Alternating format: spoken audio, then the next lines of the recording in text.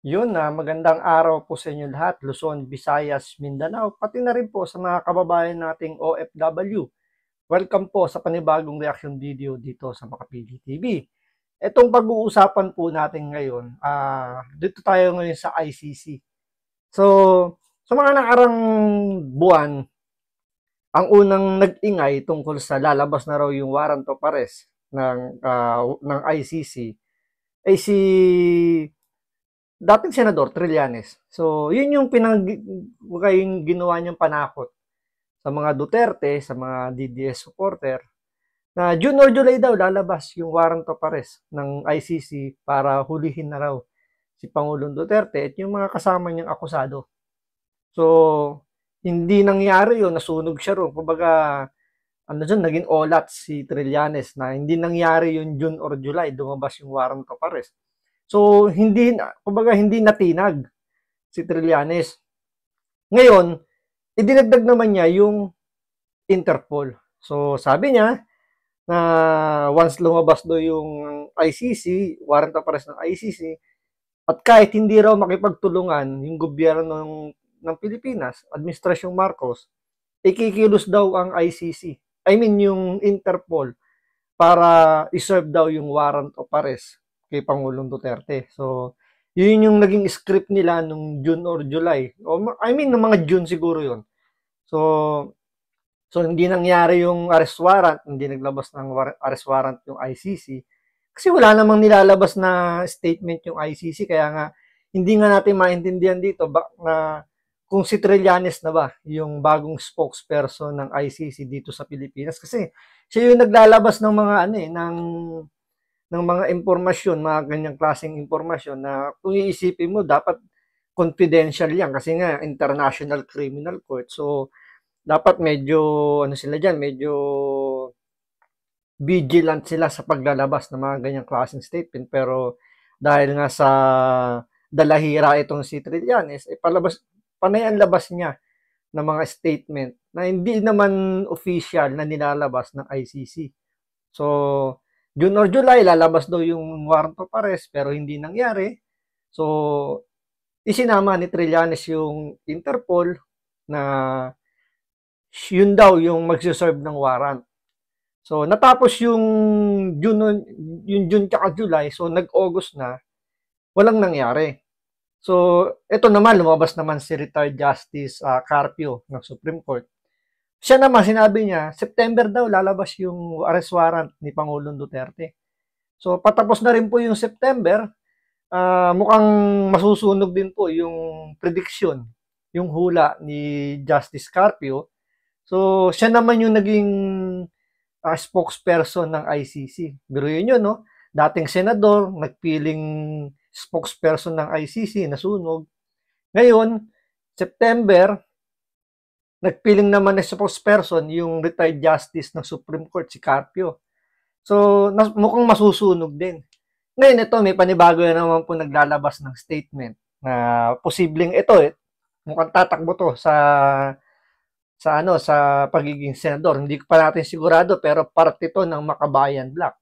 So, pwede kasing may madagdag doon, pwede may bawas, pwede mapalitan. So, may posibilidad na ito tatakbo ring senador. So, siya naman ngayon yung nag-acting spokesperson ng ICC. So, sabi niya, by the end of this year daw, lalabas daw yung arrest warrant ni Pangulong Duterte galing sa ICC. Dito medyo mahaba yung magiging timeline niya.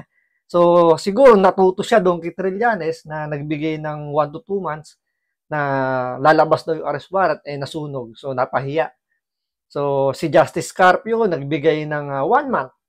So, patapos na po yung September, mukhang wala rin mangyayari. Mukhang mapapahiya rin si Justice Carpio sa paglalabas ng arrest warrant ng ICC.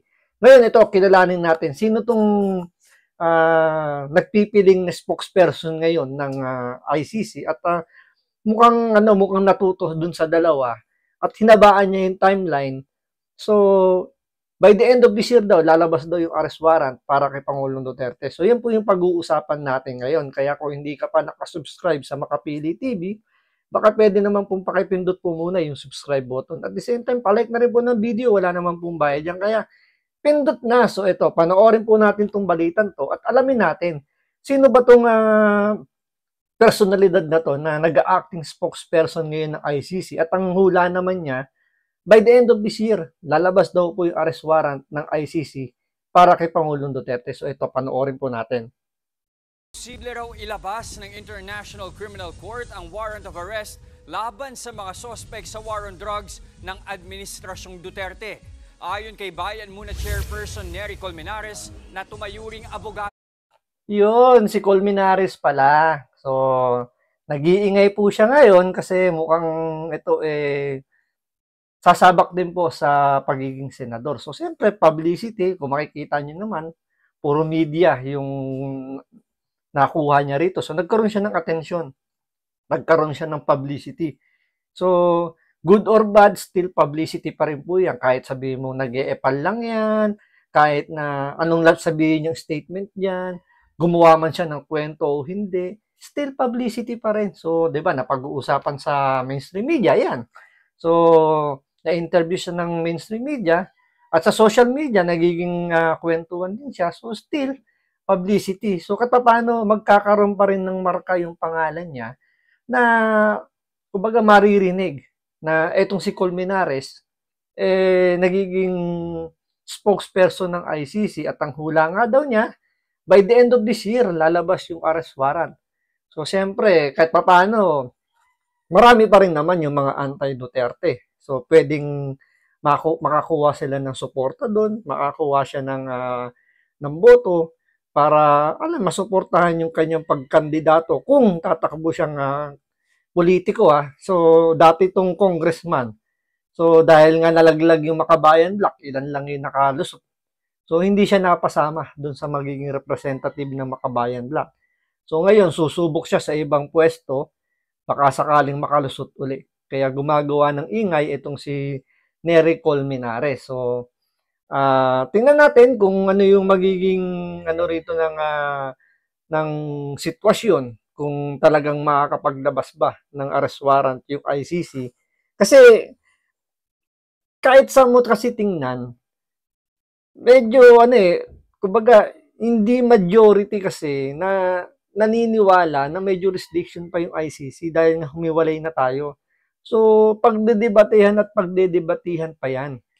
Ngayon, kung maglabas, kahit sabihin for the sake of arguments, maglabas ng arrest warrant ng ICC, wala naman silang police power na para ipatupad yung arrest warrant. Kasi kailangan pa rin nila dumaan sa Administrasyong Marcos para humingi ng assistance kung papayagan sila na iserve yung warrant na gusto nilang iserve.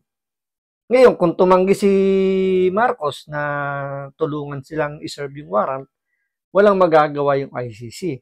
Ngayon, kung tumulong halimbawa, biglang magbago yung isip ni Bongbong Marcos, tulungan yung ICC na maaresto si Pangulong Duterte.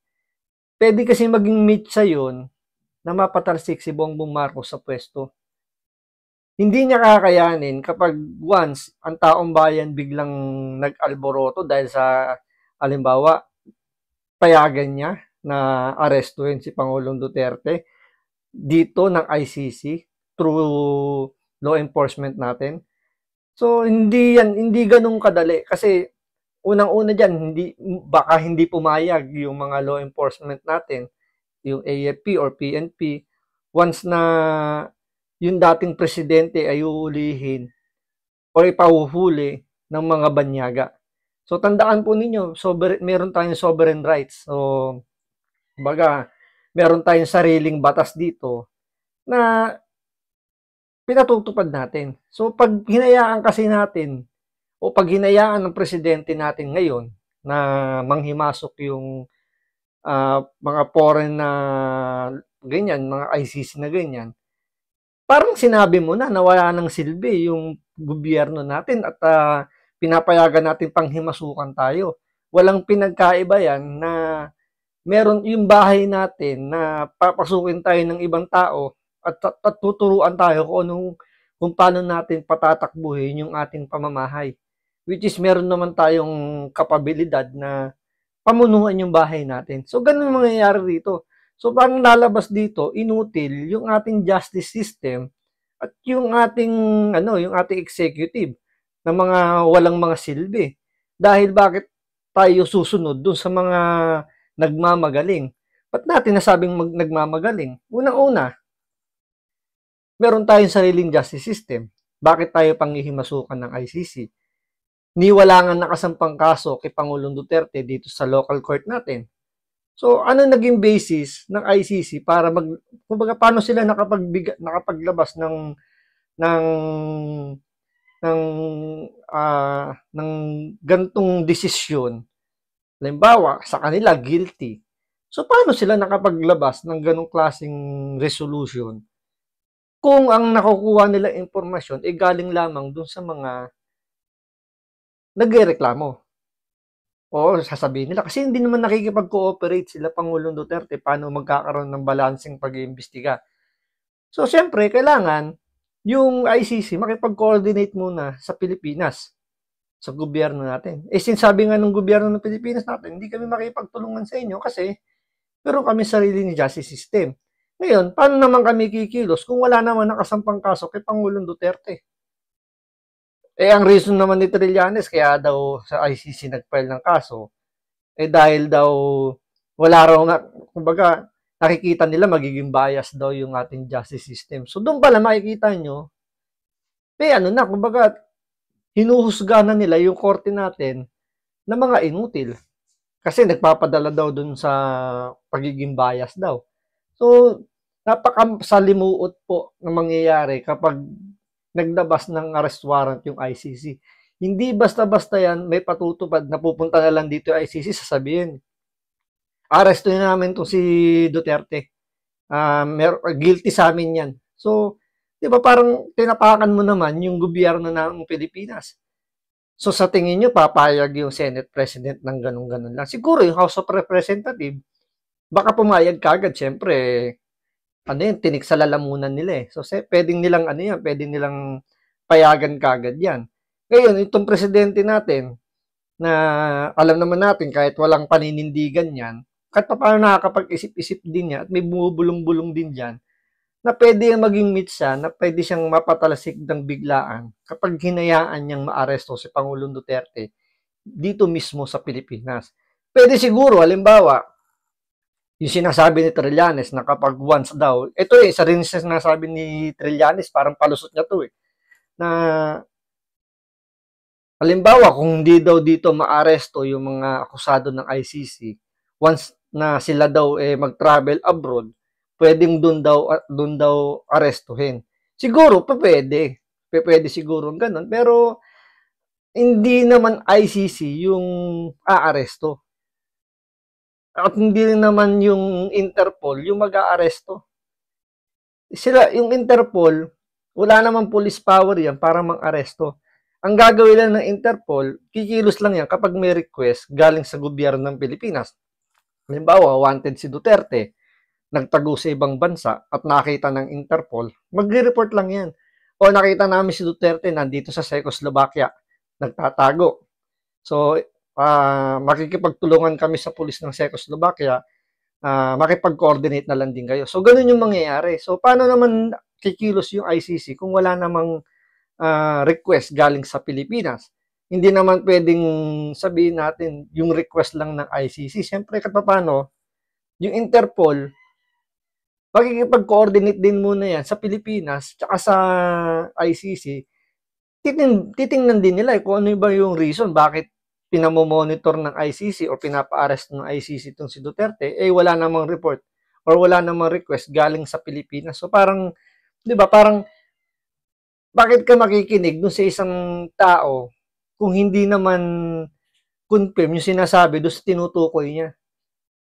Di ba? Yun lang naman yung pinakapunto rito. Kaya medyo masalimuot itong issue ng ICC na to sa pag-aresto kay Pangulong Duterte. Kasi nga, pinutol na yung ugnayan natin sa ICC. So, hindi na pwedeng, meron na pa rin naman nagsasabi na, kumbaga, nangyari daw yan, yung sinasabi nilang EJK, hindi pa raw humihiwalay yung Pilipinas sa ICC. So, may jurisdiction pa rin daw. Yun yung naman yung nagiging panlaban nila. Pero kung titingnan mo naman sa mga pilosopong mga tambay, kahit sila may punto na paano mangyayari yun? Hindi na nga, kumbaga, hindi na nga makikipag-coordinate yung Pilipinas kasi nga humiwalay na. So, paano naman yung sasabihin yung nangyari yan? Hindi pa humihiwalay yung Pilipinas. So, paano yung magiging setup nung investigasyon ninyo? So, medyo masalimuot talaga. Kaya, itong mga sinasabi nilang to, hindi ito basta-basta.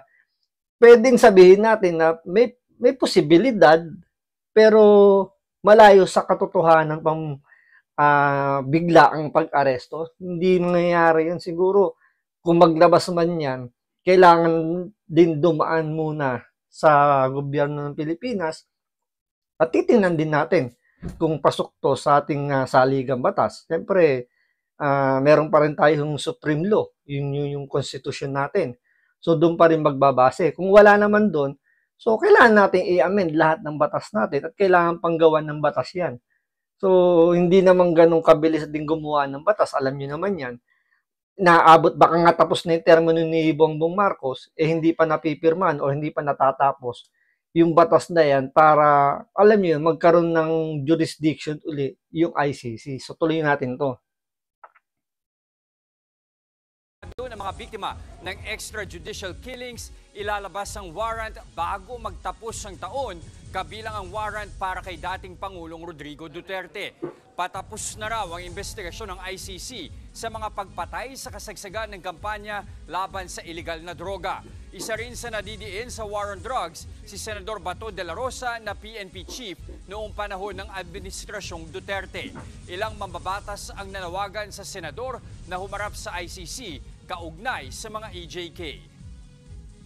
Mga kapatid, so yun, tingnan natin kung maglalabas ba talaga ngayong itong end of this year. Medyo natuto na talaga si Colmenares sa mga nagdaang naglabas ng statement ng June or July tapos September. So siya ngayon hinabaan niya yung kanyang prediction.